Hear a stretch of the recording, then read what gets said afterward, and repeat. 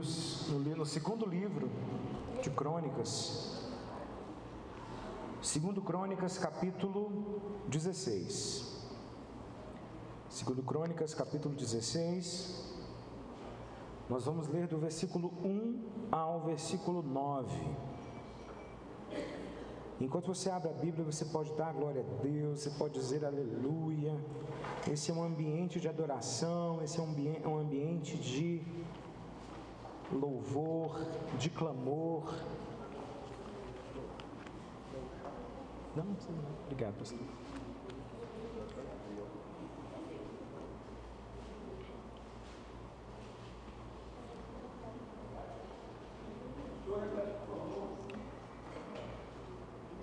Segundo Crônicas, segundo livro de Crônicas, capítulo 16, do versículo 1 em diante.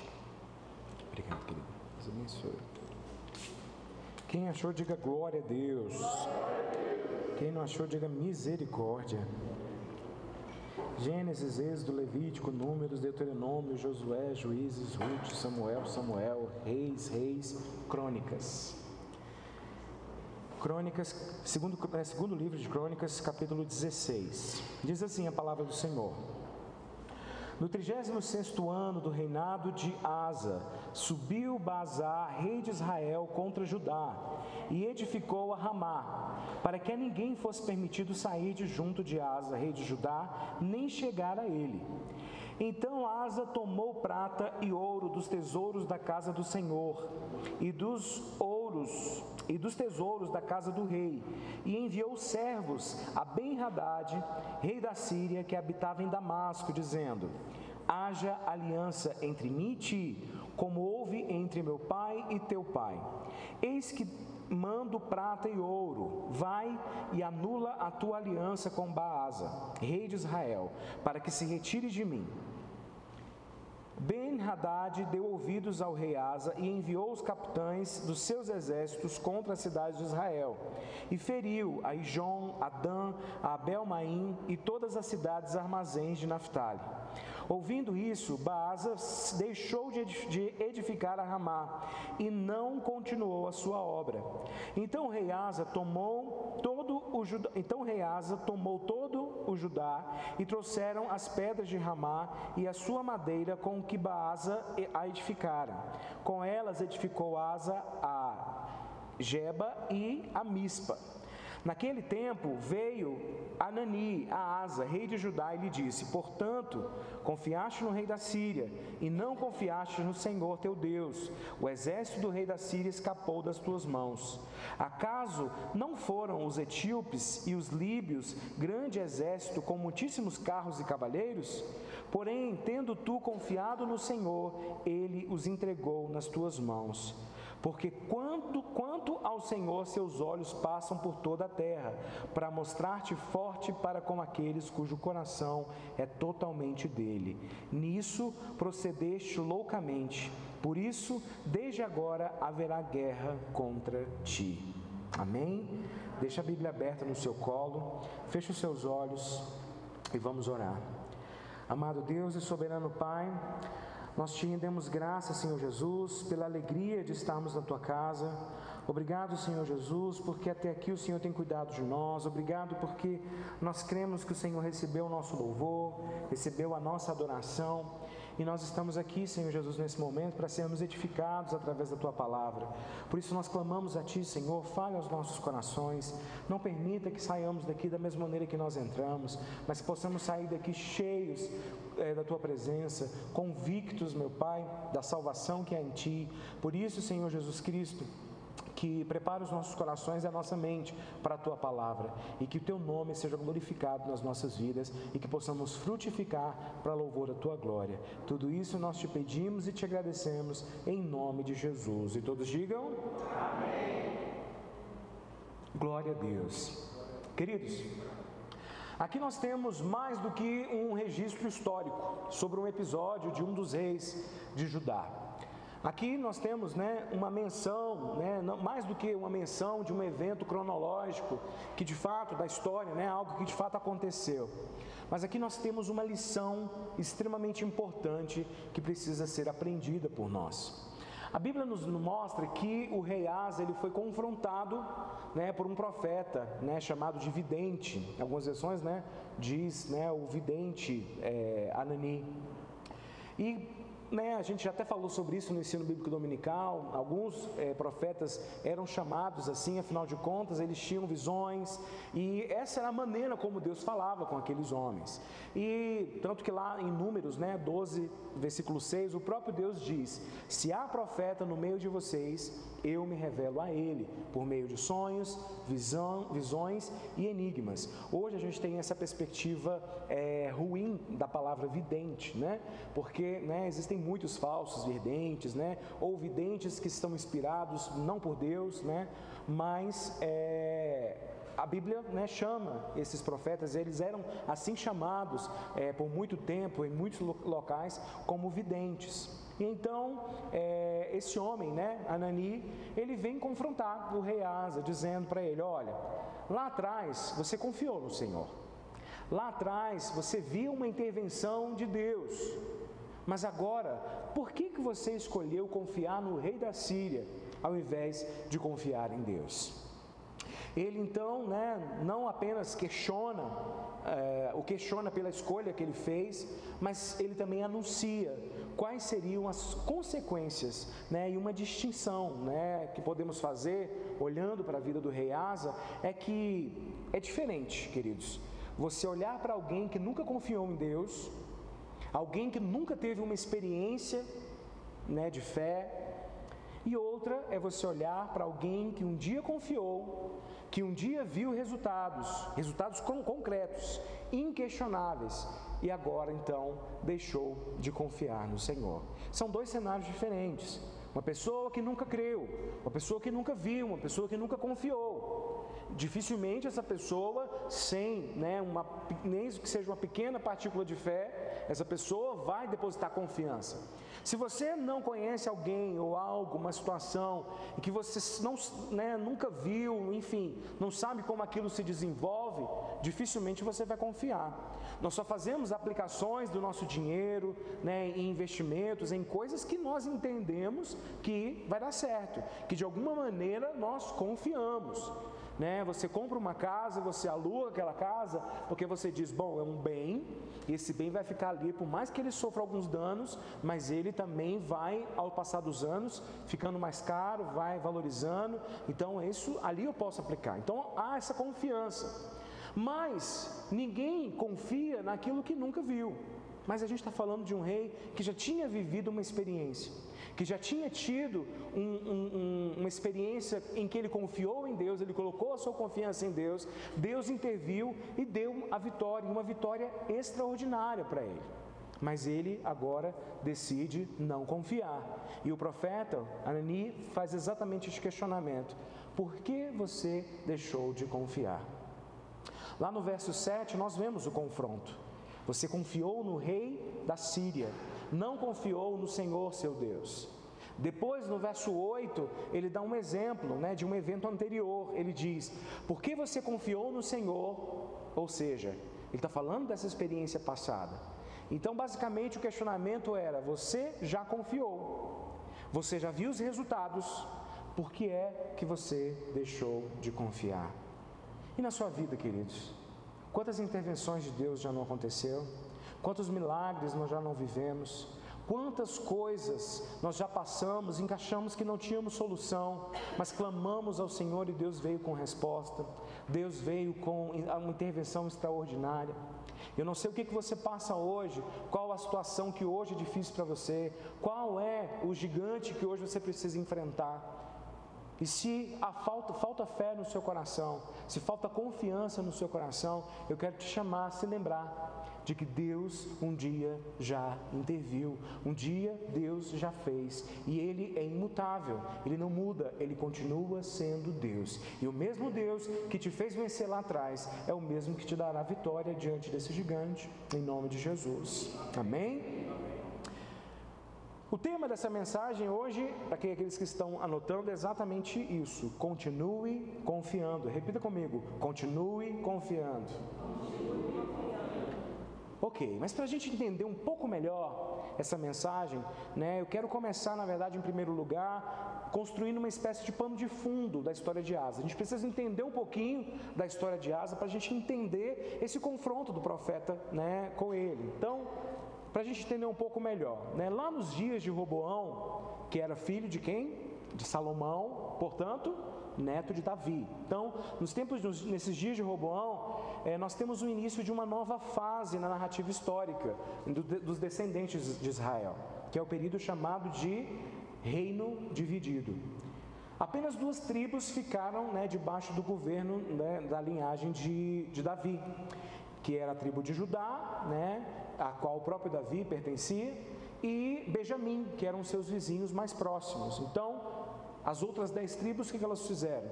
Elas se uniram, e então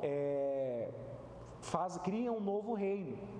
Então, esse reino passa a ser chamado de Reino de Israel, e as 2 menores, as 2 tribos que ficam juntas, passa a ser chamada de Reino de Judá. Então, o que antes era só Israel, agora se subdivide em 2. Muitas vezes a maneira de se referir a esse reino de Israel, aquele que tinha o maior volume de tribos, é o reino do norte, porque eles estavam de maneira geográfica posicionadas ao norte. E o reino de Judá, as 2 tribos, o reino do sul. E aqui nós temos um momento específico em onde a nação de Israel, das 10 tribos, está em guerra contra a nação de Judá, que é exatamente a nação que Asa é rei. Então, você pensa só, em termos de volume, a gente está falando de mais tribos unidas, por mais que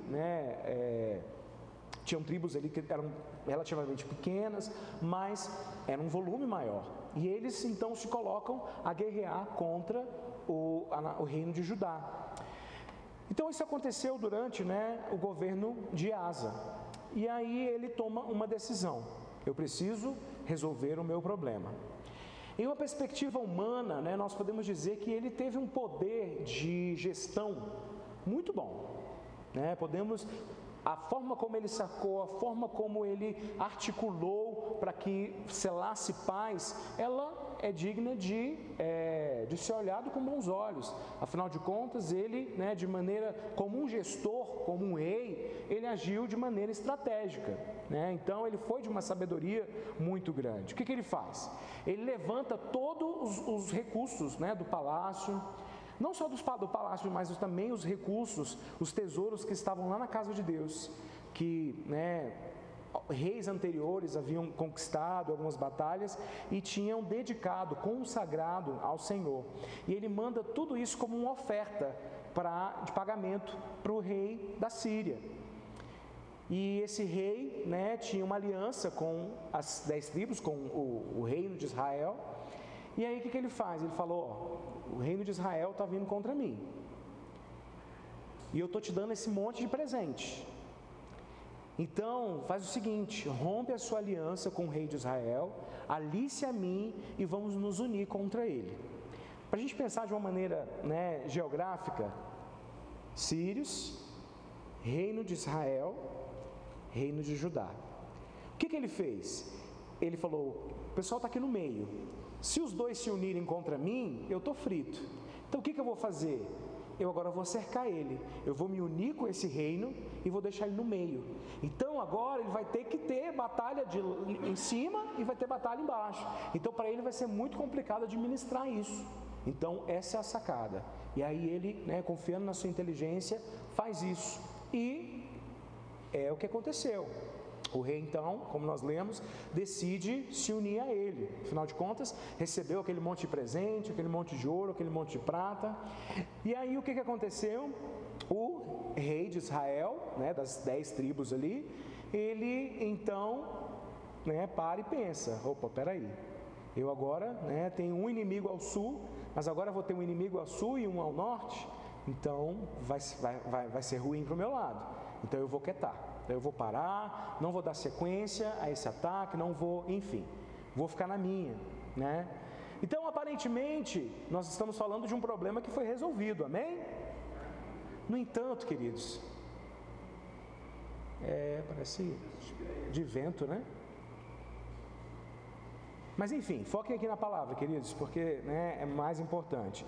Então, aparentemente esse problema está resolvido, né, mas o profeta Anani, ele chega e ele simplesmente anuncia, não apenas a falta de confiança de Asa, mas ele diz o seguinte: desde agora em diante haverá guerra contra você.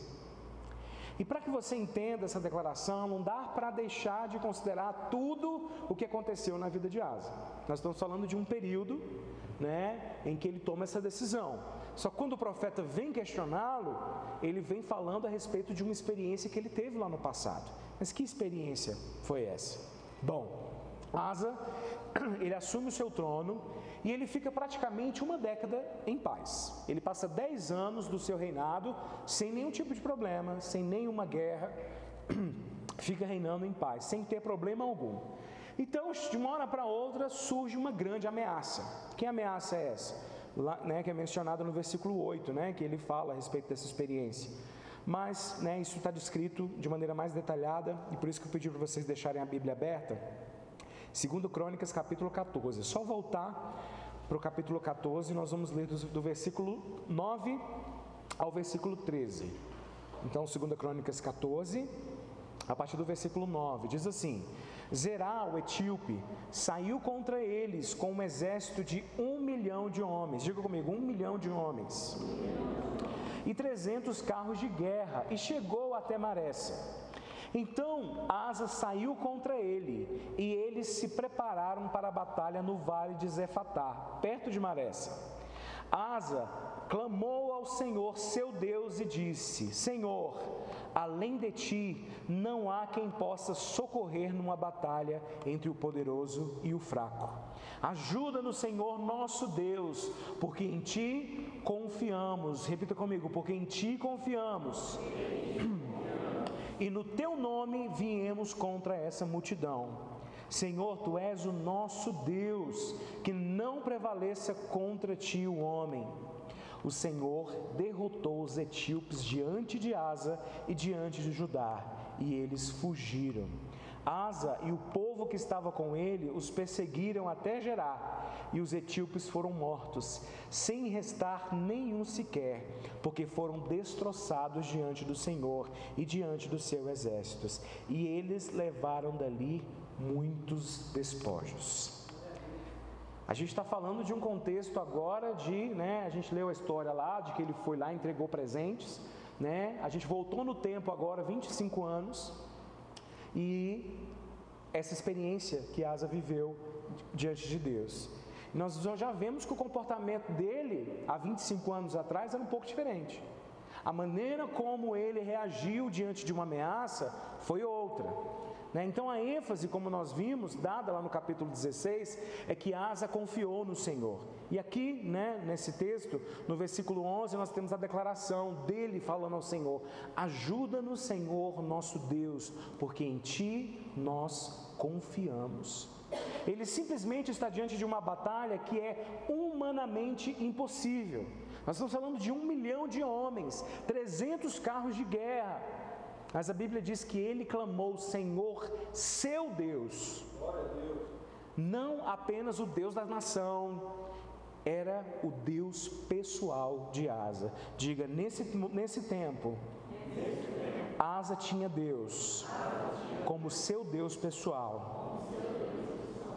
Ou seja, ele tinha um relacionamento pessoal com Deus. E ele declara: não há ninguém que possa interferir numa batalha entre o poderoso. Quando ele diz o poderoso, é o grande exército, Então está classificando os etíopes com esse adjetivo. é o exército poderoso e o fraco. E essa classificação é para ele mesmo, porque ele entende que humanamente, olhando para os dois, assim era para se caracterizar, sim, né? Se classificaria um grande exército, um pequeno, então um poderoso, um fraco. Mas ele diz: ajuda-nos, Senhor, porque nós confiamos em Ti.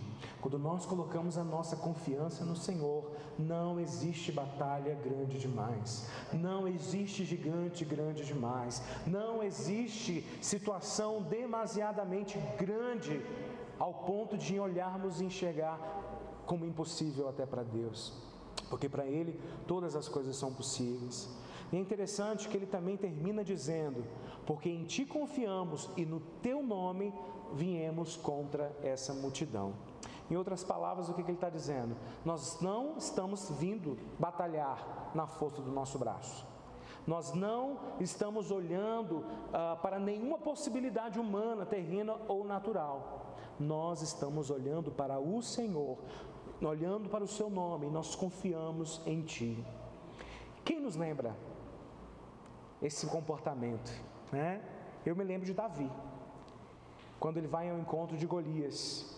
Enquanto os homens, né, de batalha experientes, exército, né, do exército de Israel, enquanto eles não tiveram coragem de enfrentar Golias, nem Saul, o próprio rei, né, que era maior em termos de estatura, talvez seja o que mais, né, tinha condições de alguma maneira, né, guerrear com ele, nem ele teve coragem. E aí o que acontece? Davi decide ir. Ele simplesmente surge e diz: eu vou enfrentá-lo. A turma então, né, olha e diz: você não tem experiência de guerra. Tentaram oferecer uma armadura, mas Davi disse: assim como Deus me livrou do urso e do leão, Ele vai me livrar do gigante.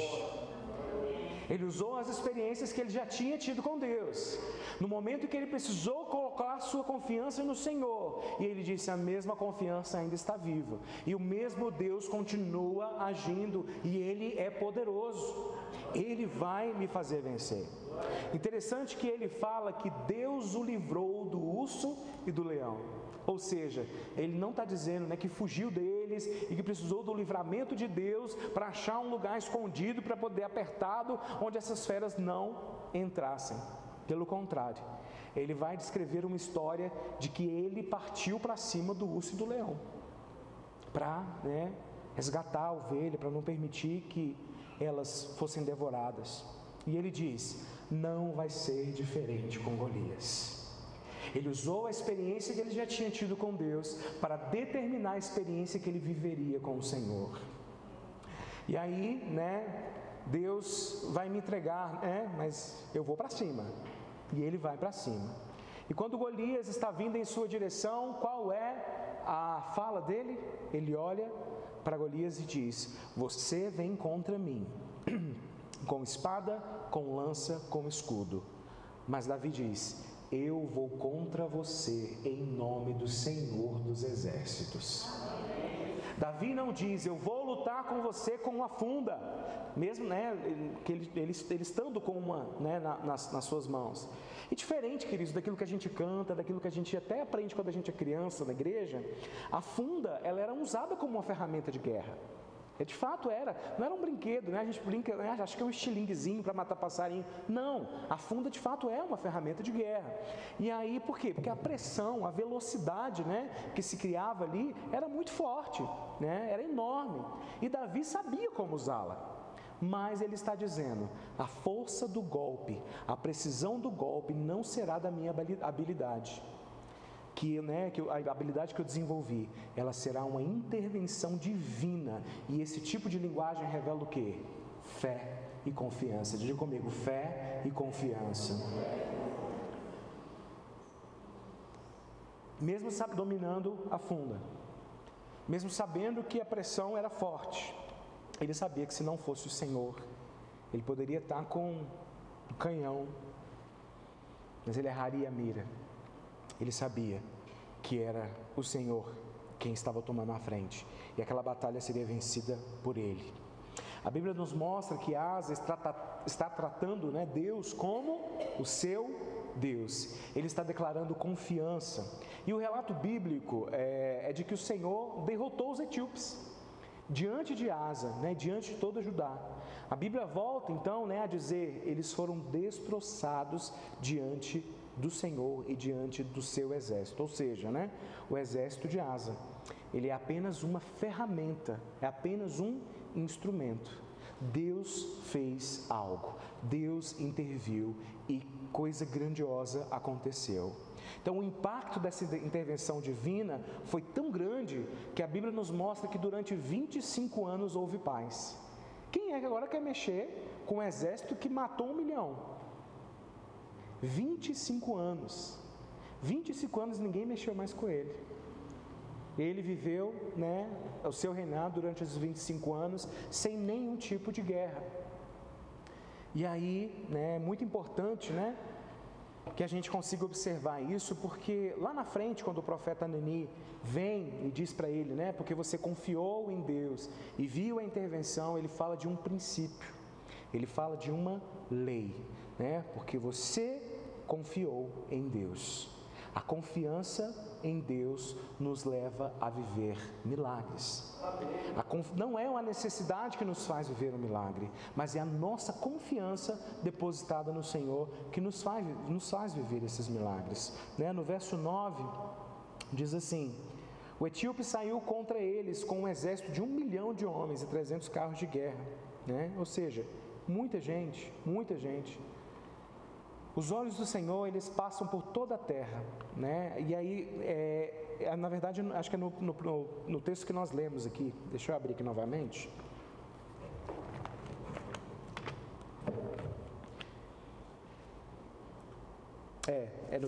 No 16. Não precisa abrir não, eu vou ler aqui novamente. O versículo 9 diz assim: Porque quanto ao Senhor, seus olhos passam por toda a terra, para mostrar-te forte para com aqueles cujo coração é totalmente dele. Nisto procedeste loucamente, por isso desde agora haverá guerra contra ti. Eu vou ler a parte A do versículo mais uma vez. Porque quanto ao Senhor, seus olhos passam por toda a terra, ou seja, Deus está olhando, para mostrar-se forte para com aqueles cujo coração é totalmente dele. Ou seja, existe aqui uma lei, existe aqui uma direção, um princípio, em que Deus mostra toda a sua força, todo o seu poder para aqueles que confiam nele. Os olhos do Senhor passam por toda a terra, Aqui é uma linguagem figurada, uma alegoria para nos dizer que Deus está procurando pessoas cujo coração seja totalmente dele. Traduzindo, gente que se entregue totalmente, que confie plenamente. E para esses, Deus vai se mostrar forte. Ou seja, não vai mostrar sua força, o seu poder para todo mundo. É para aqueles que confiam nele. Amém? E ainda hoje a gente pode dizer que os olhos do Senhor estão sobre nós, procurando aqueles cujo coração são totalmente dele, porque é para esses que Deus mostra a sua força. Você quer contemplar a manifestação poderosa de Deus? Mais uma vez, confie no Senhor, entregue o seu coração para Ele, de maneira diária. O profeta deixa claro que porque ele confiou, o Senhor deu a vitória para aquele povo. E aqui fica muito evidente a ênfase na nossa responsabilidade humana, nós enquanto humanos. Então há uma ênfase na interação necessária entre Deus e o homem, para que ele viva essas ações, essas intervenções do Senhor. A gente precisa, nós temos o nosso papel. E nós tivemos até uma aula na escola bíblica que fala exatamente sobre isso, sobre a responsabilidade humana. Nós precisamos ter esse entendimento de que Deus ele faz, Deus é poderoso, mas a nossa parte nós precisamos fazer. Existem determinadas coisas, posicionamentos que nós precisamos ter para que a gente possa viver o sobrenatural do Senhor. Ou seja, nós precisamos aprender a confiar no Senhor se nós queremos ver o seu sobrenatural. se nós queremos ver as manifestações do seu poder e as suas intervenções milagrosas, nós precisamos confiar no Senhor. Balança a pessoa que está do seu lado e diga para ela: nós precisamos confiar no Senhor. Mas o que a gente aprende com isso? Quando a gente olha para as nossas vidas, quando a gente olha para a vida de Asa, para esse triste, episódio da vida dele, nós entendemos que a confiança pode ser perdida. Diga comigo: a confiança pode ser perdida.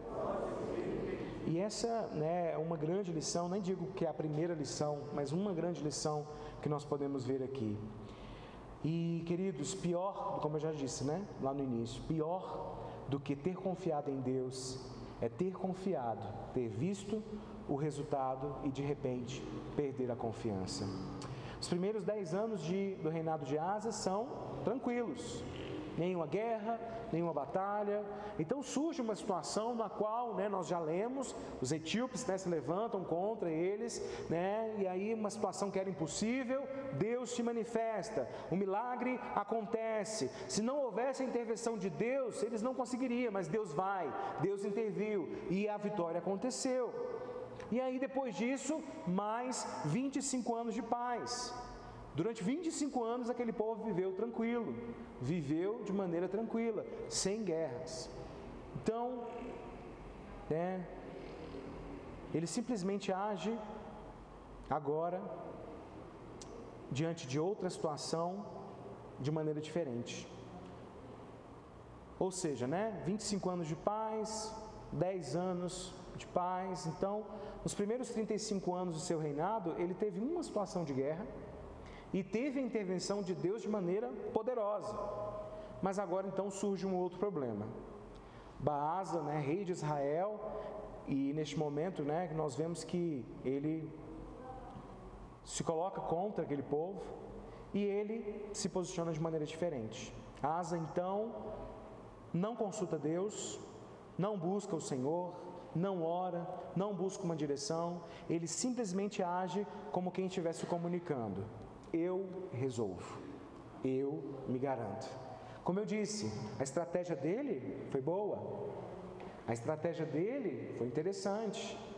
Ele de verdade foi inteligente ao pensar a forma como ele poderia de alguma maneira resolver aquele problema.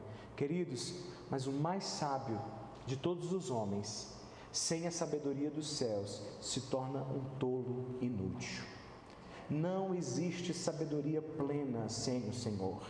Quantas pessoas inteligentíssimas, constroem impérios, mas acabam com suas vidas em vícios, ou não conseguem desfrutar da bênção de ter uma família. Por quê? Porque o ego é tão exacerbado que eles não conseguem se dedicar a outras pessoas, apenas a si próprio. Ou seja, sabedoria humana sem um direcionamento de Deus, sem princípios do coração de Deus, não é nada. Então ele faz isso: eu me resolvo, eu dou conta, eu me garanto, eu dou meus pulos, eu vou conseguir sair dessa. É como se quem dissesse para Deus o seguinte: dessa vez eu não preciso do Senhor. E é evidente, aqui fica muito evidente que ele perdeu a confiança em Deus e ele depositou a sua confiança na força do seu braço. Como nós sabemos disso? Em primeiro lugar, pela própria mensagem do profeta, que está dizendo: antes você confiou e viu o livramento, agora você escolheu não confiar e os resultados estão aí. Então, também há outros relatos que mostram que esse homem perdeu a confiança. No verso 10, nós vemos qual foi a atitude de Asa com o profeta. Ele se indignou, ficou bravo contra o profeta e lançou ele na prisão. Por quê? Porque ele estava enfurecido contra ele. Então ele toma a decisão, ele age por impulso, ele confia na força do seu braço, e aí o profeta vem para chamar a atenção, vem para confrontá-lo. O que ele faz? Fica bravinho, ele joga ele na prisão, e naquela ocasião até oprimiu algumas pessoas do povo. Então ele estava muito enfurecido, ele ficou com muita raiva, estava muito cheio da razão. A confiança dele na força do braço dele estava enorme. Mas a questão não é ser confrontado, queridos.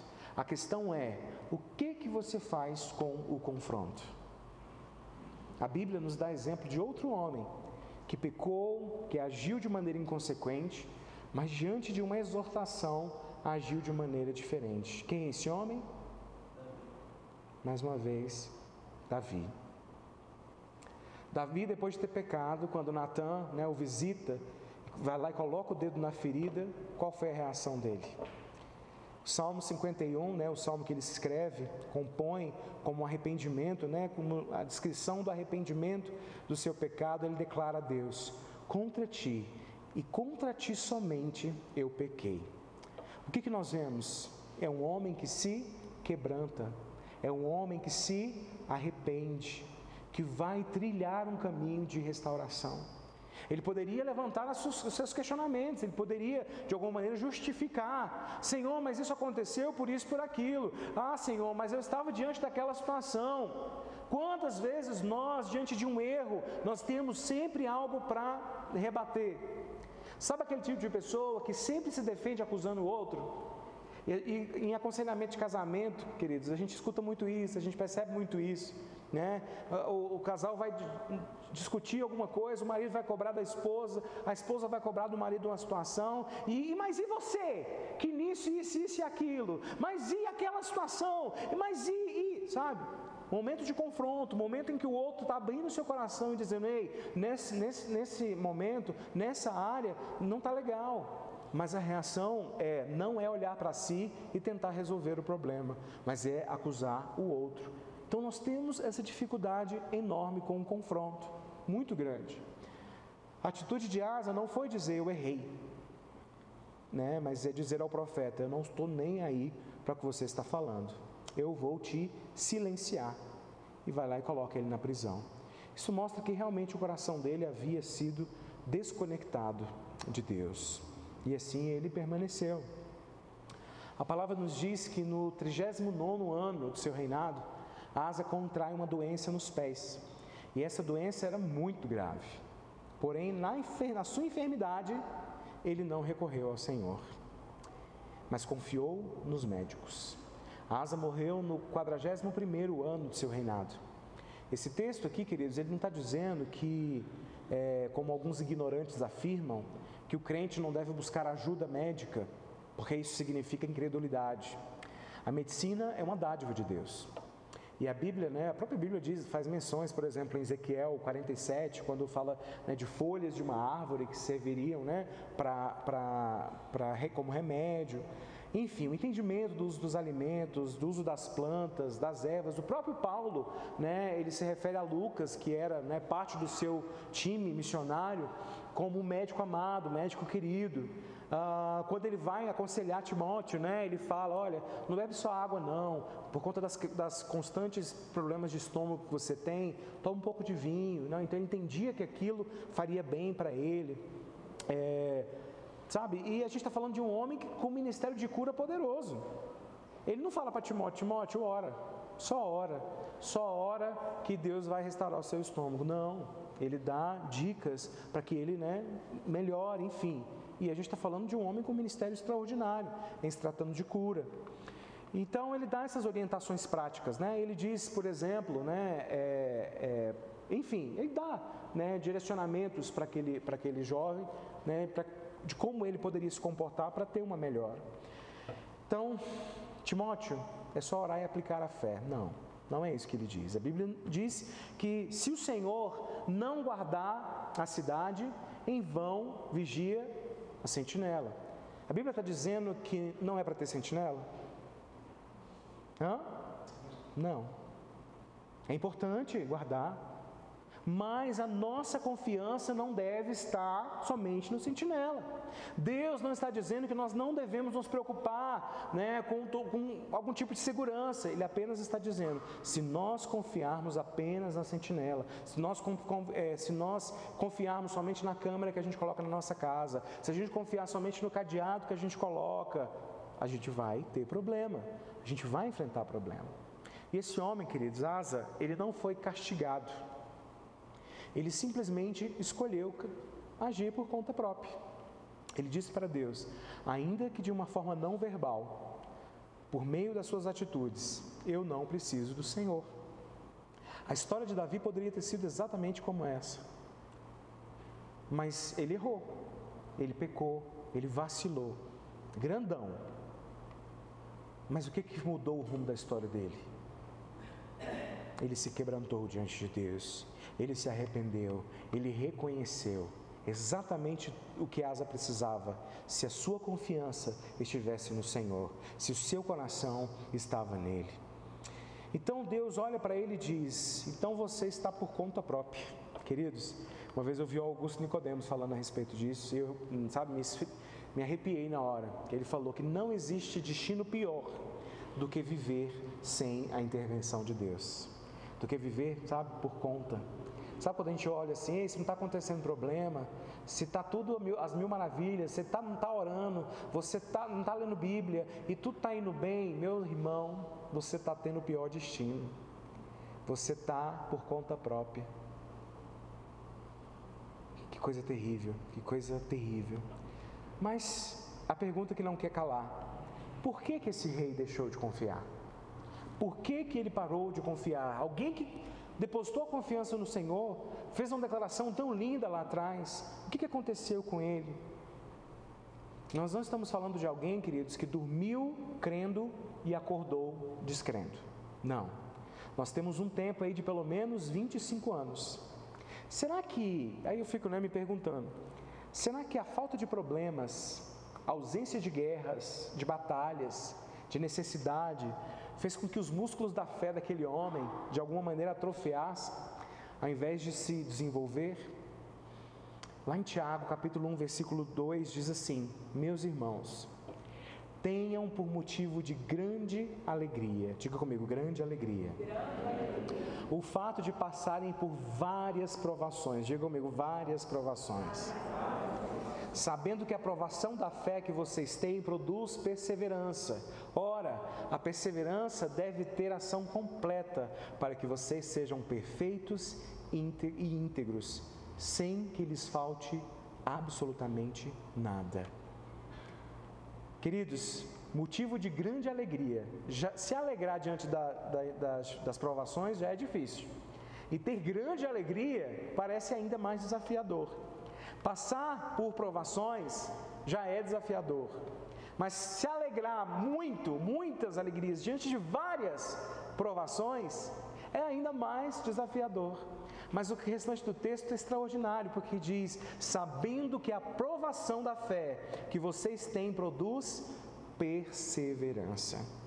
Queridos, o problema que você enfrenta, as adversidades que você enfrenta, as faltas muitas vezes, os medos, os choros, os clamores, querido, tudo isso nos aperfeiçoa na nossa fé. Os irmãos, pelo menos a grande maioria, tem ciência, de que nós estamos vivendo um processo, graças a Deus minha esposa está bem, está estável, nosso filho está ótimo, já vários exames, recentemente fizemos porque como a minha esposa descobriu esse problema de coração recentemente, então ainda não se sabe o que causou, o que os médicos imaginam que pode ter sido foi o Covid. Então esse Covid, gerou essa inflamação no coração, e a partir disso o coração dela ficou grande, e enfim, e aí teve essa insuficiência cardíaca. Mas tudo são possibilidades. Então, diante disso, eles foram também investigar o coração do Oliver, vão também investigar o coração da Lívia, para entender se pode ser alguma coisa congênita.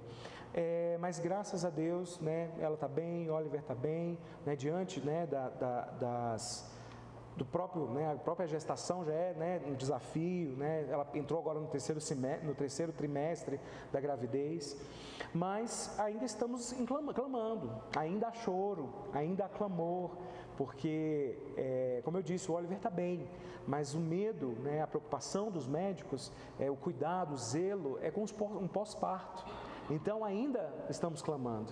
E queridos, eu confesso para os irmãos que eu nunca imaginei passar por uma situação tão difícil, tão desafiadora, de tanto medo, de tanto choro, de tanto clamor.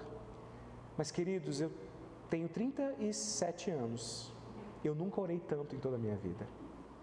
E eu cresci na igreja, nasci na igreja, nunca busquei tanto, nunca falei tanto com o Senhor. se essa palavra está dizendo que essas provações, ela, nos aperfeiçoa, produz em nós perseverança, produz em nós, olha só, eu tenho vivido isso, diante de um momento de dor, diante de um momento de dúvida, de medos, nós temos nos desafiado a colocar a nossa confiança no Senhor. E o que Tiago, queridos, está dizendo é que enquanto nós estamos pensando em evitar o desconforto das adversidades, nós não percebemos que nós poderíamos estar comprometendo o nosso crescimento. Então, em contraponto, a primeira lição, qual foi a primeira lição? Que a confiança pode ser perdida. Agora nós entendemos que a confiança precisa ser preservada. A gente falou de uma possibilidade, A confiança pode, indica uma condição, uma possibilidade. A confiança pode ser perdida. Mas aqui a gente está falando de um imperativo. A confiança precisa ser preservada. Precisamos vigiar, precisamos perseverar. Para quê? Para que essa possibilidade de perdermos a nossa confiança não bata a nossa porta. E isso, queridos, é um processo. Como eu disse, você não dorme confiando e acorda sem confiança. Não, aos poucos, a sua fé vai esfriando, aos poucos a sua confiança vai sendo deixada, a sua autoconfiança vai tomando conta, e quando vem a adversidade, você se sente super forte, super capaz de vencer, e aí você perde a oportunidade de viver o milagre, o extraordinário da parte de Deus. Por que a Bíblia falaria sobre não perder a confiança, se não fosse possível que isso acontecesse? É evidente, queridos, é evidente que há um risco, que há uma probabilidade, mas eu e você somos responsáveis por zelar para que isso não aconteça. Amém? Mas o meu justo viverá pela fé, e se retroceder dele, a minha alma não se agradará. Nós, porém, não somos dos que retrocedem para a perdição, mas somos da fé para a preservação da alma. Olha que importante. Asa não perdeu a confiança em Deus da noite para o dia. Eu acredito que com a maioria de nós o processo seja o mesmo. Alguém disse, o homem de Deus não cai, ele vai caindo. Então, quando o pecado vem, quando você vê, alguém que caiu, alguém que pecou, não foi da noite para o dia, aquilo foi sendo construído, foi, dando ouvidos a conversinhas de quem não tinha, foi dando ouvidos ao desejo por algo. Então, não é uma queda, está aqui, puf, caiu, não, vai caindo, pouquinho, cedendo um pouquinho, cedendo um pouquinho, cedendo um pouquinho. Nós precisamos ser radicais em nossa fé. Precisamos entender que não negociamos com aquilo que não vem de Deus. Não podemos negociar comportamentos, atos, práticas que nos afastam do propósito de Deus. Deuteronômio capítulo 8, versículo 11, diz: tenham cuidado de não se esquecer do Senhor seu Deus, deixando de cumprir os seus mandamentos, os seus juízos e os seus estatutos, que hoje lhes ordeno. Ou seja, a palavra do Senhor está sempre nos dizendo, tomem cuidado para não se esquecer, porque é possível se esquecer. E quando o Senhor fala a respeito de não esquecer, não é sobre uma amnésia repentina, mas é sobre um esquecimento gradual. É sobre esse processo. Quando a Bíblia diz, em tudo dai graças, não é para a gente ficar feito bobos, obrigado, não. Isso é um chamado para que o tempo todo a gente reconheça o que Ele tem feito por nós. Amém? Fique de pé, queridos, em nome de Jesus. Nós temos essa dificuldade enorme com esse confronto, porque a gente vê o confronto como se fosse uma reprovação de quem nós somos, não de algo que nós fizemos. Nós precisamos nos abrir, queridos, para a advertência, precisamos nos arrepender, precisamos continuar crendo e clamando por novas intervenções. Precisamos sair desse lugar de independentes para o lugar da dependência. A fé não apenas pode, mas ela precisa ser preservada. Não perca a sua confiança, em nome de Jesus. Feche seus olhos. Feche seus olhos e comece a clamar em onde você está. Comece a clamar ao Senhor, pedindo, Senhor, não permita que a minha confiança seja abalada. Ou se você percebe que a sua confiança já está abalada, comece a clamar ao Senhor Jesus: Senhor, restaura a minha confiança em Ti. Senhor, restaura, Senhor, a minha confiança nos Teus estatutos, nos Teus mandamentos. Senhor, coloca em mim um coração grato para que eu possa exercer diariamente o ser grato por aquilo que o Senhor faz, para que eu possa sempre entender que não é na força do meu braço, que tudo que eu tenho, que tudo que eu possuo, de tudo que eu vivo, vem do Senhor, não é sobre a minha capacidade. Tem misericórdia de nós, Senhor. Se a nossa confiança no Senhor for comprometida, os resultados eternos também não serão, eles serão preservados, eles serão afetados. Decida hoje, queridos, decida hoje depositar a sua confiança no Senhor. Decida hoje voltar a crer. Decida hoje voltar a viver uma vida que alegre o coração de Deus. Decida hoje entender que não é sobre a sua capacidade, sobre o seu intelecto, não é sobre a sua graduação, não é sobre o seu QI, é sobre o Senhor, é sobre aquilo que Ele tem para nos oferecer, é sobre a capacidade que Ele nos dá de vencer as adversidades. Amado Deus e soberano Pai, nós clamamos a Ti, Senhor, tem misericórdia de nós. Clamamos a Ti, Senhor, visita o nosso coração e deposita nele confiança por Ti. Deus, em nome de Jesus, nos ajude a entender a nossa responsabilidade de manter a nossa confiança inabalável em Ti. Deus, em nome de Jesus Cristo, meu Pai, nos ajude a lutar, Senhor Jesus, com armas que vêm dos céus, armas de fé, meu Pai, em nome de Jesus, para que possamos desempenhar, Senhor Jesus, de maneira extraordinária a manifestação do Teu poder através das nossas ações. Ajuda-nos, Senhor Jesus, a viver o extraordinário, Senhor Jesus, não para que sejamos cheios de si, nos tornemos cheios de nós mesmos, mas que possamos, Senhor Jesus, compreender que nada somos, mas que em Ti podemos viver extraordinário, porque o Senhor é quem peleja por nós, que a batalha não é nossa, mas é do Senhor, mas nós, assim como Davi, precisamos ser valentes, precisamos ir ao encontro do urso e do leão, confiantes de que o Senhor cuida de nós, confiantes de que o Senhor está na frente e de que o Senhor se manifestará de maneira poderosa. Pai, eu não sei a luta, o gigante dos meus irmãos, mas eu confio em Ti, que o Senhor os capacitará para viver milagres extraordinários em nome de Jesus. Pai, restaura o coração, Senhor Jesus, que não tem mais confiança em Ti. Restaura, Senhor Jesus, o coração daquele, Senhor Jesus, que deixou de crer, que deixou de alimentar, meu Pai, as suas expectativas em Ti. Deixou, Senhor Jesus, de ser grato, meu Pai, em nome de Jesus Cristo, em nome de Jesus.